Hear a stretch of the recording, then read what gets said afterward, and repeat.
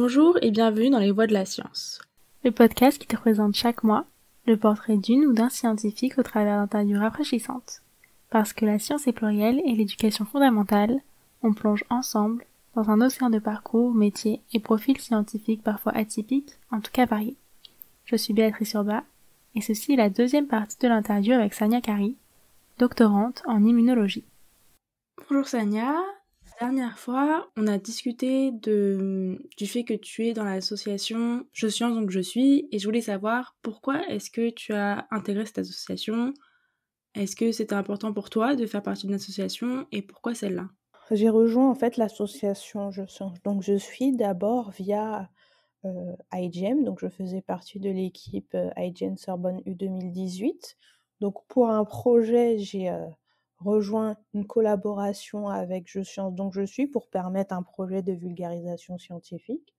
Et du coup, je me suis rendu compte que j'aimais bien la vulgarisation scientifique, décrypter l'actualité pour que d'autres personnes puissent les comprendre. Je me dis que si on décrypte l'actualité scientifique, qui peut être parfois avec des jargons un peu techniques, les gens vont devenir acteurs. Comme si on prend l'exemple de l'actualité aujourd'hui, on parle des vaccins, mais souvent les gens qui transmettent les mauvaises informations, c'est juste qu'il leur manque des données. Donc leur donner des données pour comprendre le débat, eh ben, ils vont être acteurs et là, ils pourront prendre leur position.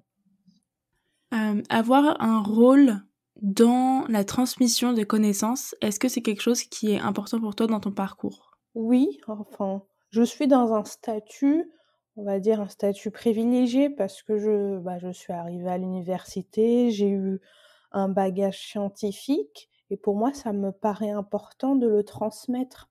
Quand j'étais plus jeune, j'allais dans les centres de loisirs où il y avait des animateurs scientifiques également, ou si on allait à la bibliothèque et eux, ils avaient des connaissances, ils nous les transmettaient et du coup, ça nous éveillait, on se disait waouh! Et du coup, ouvre une fenêtre sur le monde et du coup, ça me paraît important d'être aussi ce passeur d'informations et de connaissances.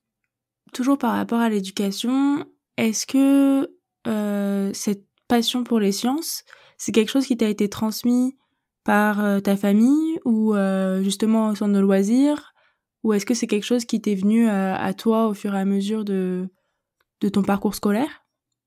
Alors moi, j'ai eu la chance depuis la primaire, mais également au collège, au lycée, où on avait des sorties également scientifiques. Notamment, on allait au parc de la Villette et à la Cité des Sciences, et du coup, on accédait à toutes les expositions. Et également, il y avait aussi la fête de la science. Du coup, il y avait plein d'animations, donc j'avais l'occasion d'y aller. Avant, j'y allais avec l'école. Et ensuite, à partir de l'université, j'allais à ma propre initiative. Et j'aimais bien aussi, quand j'étais plus jeune, regarder C'est pas sorcier. Et du coup, je pense que C'est pas sorcier qui m'a menée vers le parcours scientifique. Parce que à chaque fois, pour moi, la science, c'est un puzzle. C'est-à-dire que on a des bouts de morceaux, mais c'est tous ensemble en cherchant qu'on arrive à construire le puzzle. Par exemple, quand tu fais des recherches, tu es obligé de passer par une phase de bibliographie et de recherche basée sur les recherches qui ont déjà été faites pour ensuite, toi, pouvoir continuer à poser des questions et à faire des trouvailles. C'est ça, en fait, la recherche, elle est collective. Bien sûr, il y a des gens qui sont récompensés, on récompense un chercheur, mais derrière, c'est toute une équipe et c'est toute une collectivité. Et même si nous, on arrive plus tard, on se dit, bon, le sujet est bouché, mais en fait, le sujet n'est pas bouché parce que tu as plusieurs axes pour mettre ton pulse. Parce que maintenant, on passe, par exemple, à une ère avec de plus en plus de pluridisciplinarité. Par exemple, avec les omics, on regarde l'ARN, du coup on a besoin des informaticiens, mais on a besoin aussi des mathématiciens. Et aussi quelque chose qui est important aussi, c'est l'auto-apprentissage, parce que je fais beaucoup d'auto-apprentissage.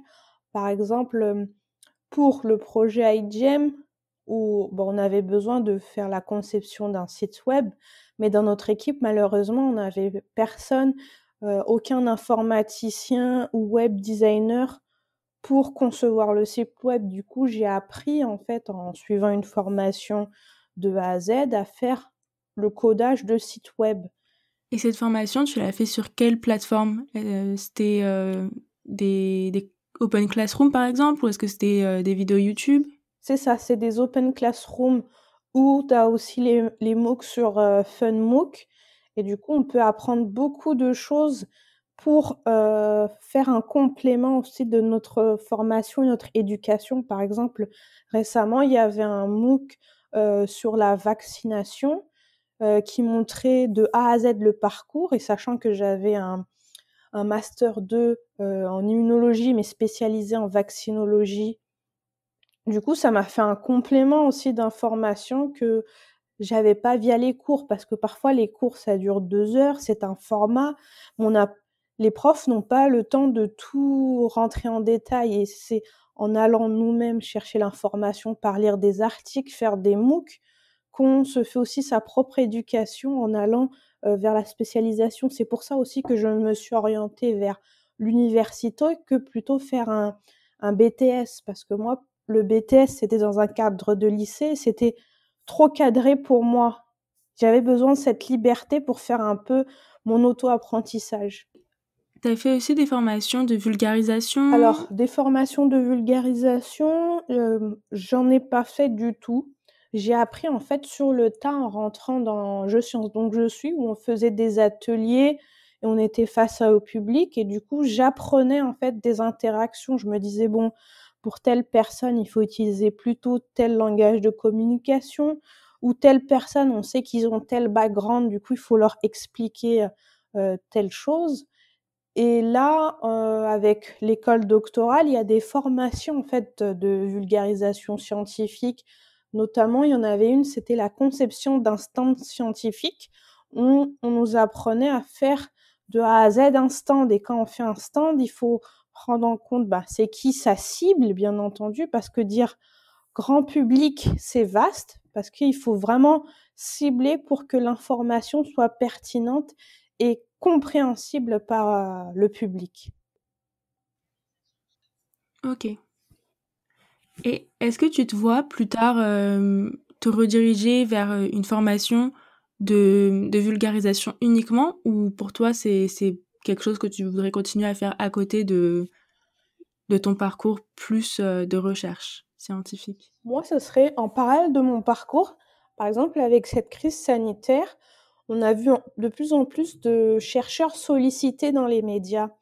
Et sauf que quand on regarde notre parcours de chercheur, y a peu de formations en telle de vulgarisation. Du coup, on peut avoir des spécialistes d'un sujet, ils connaissent vraiment le sujet, mais pour le vulgariser, en fait, ils ont du mal à l'expliquer au grand public, leur sujet.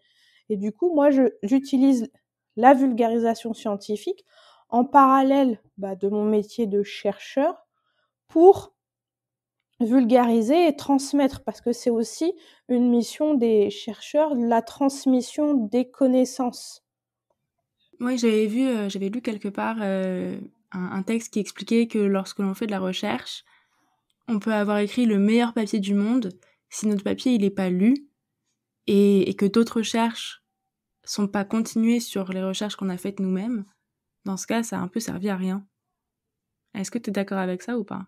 Si on reprend l'image que j'ai dit au début, où la science c'est un puzzle, ça n'a pas servi à rien. C'est qu'il a contribué à sa manière au puzzle, mais après, si les gens l'ont pas lu, ça empêche en fait de faire cette continuité. Et du coup, pour d'autres personnes qui ont peut-être eu la même idée, ils vont passer au travers, et ce qu'on appelle quand on reproduit un résultat qui a déjà été publié.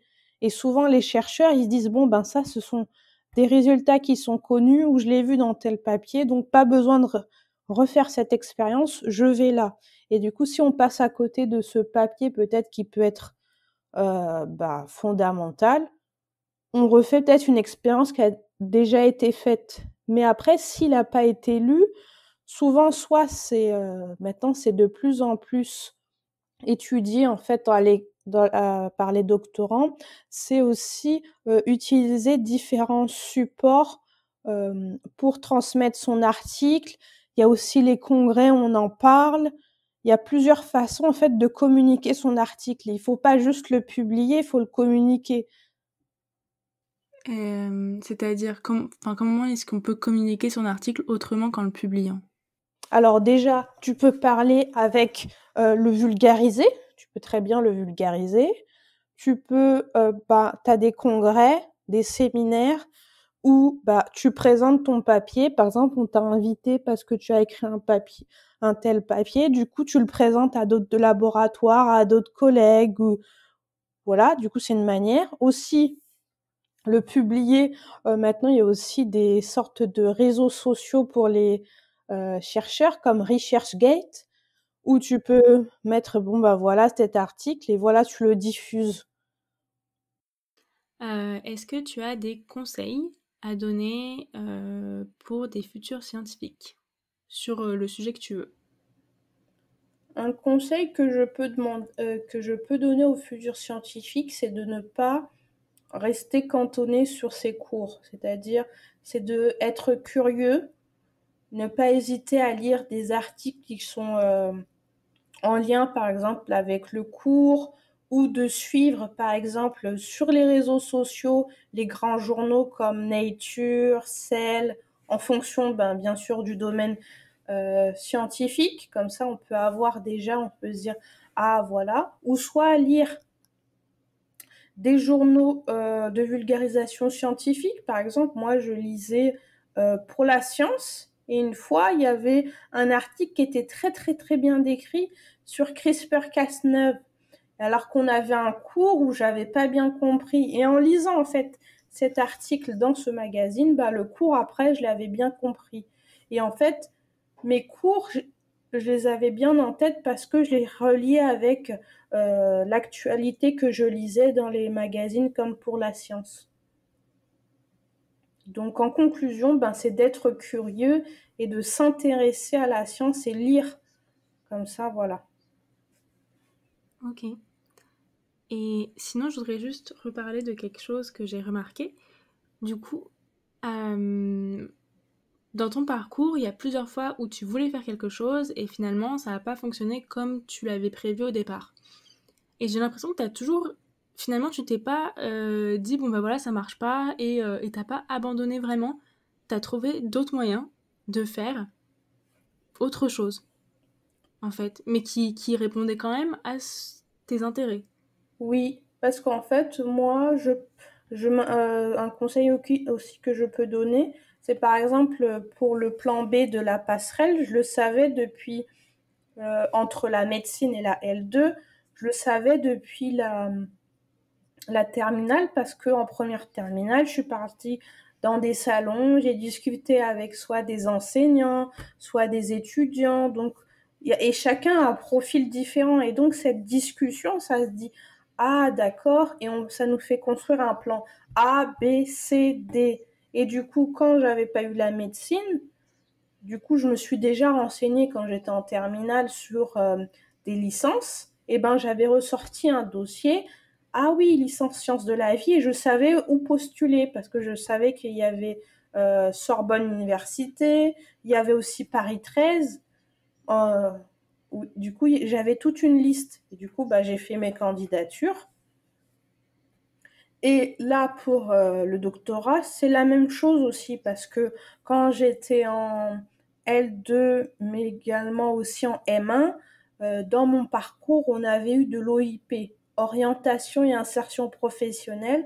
Et au cours de là, il y avait des forums où on pouvait discuter avec des anciens et notamment, il y avait une partie doctorat. Et donc, il y avait certains qui disaient qu'il y en avait un, il avait eu en VAE son doctorat. Non, c'était une thèse CIFRE. Donc la thèse CIFRE, c'est fait où on passe par une entreprise. Il y a une entreprise qui est en collaboration avec un laboratoire.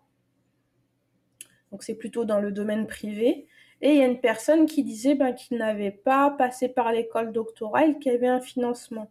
Et savoir tout ça qui existe, donc du coup on fait des recherches et ça fait construire un plan A, B, C, D. Donc c'est toujours bien, même si on va dire qu'il faut rester optimiste, d'avoir plusieurs plans. Ok, et c'est quoi VAE?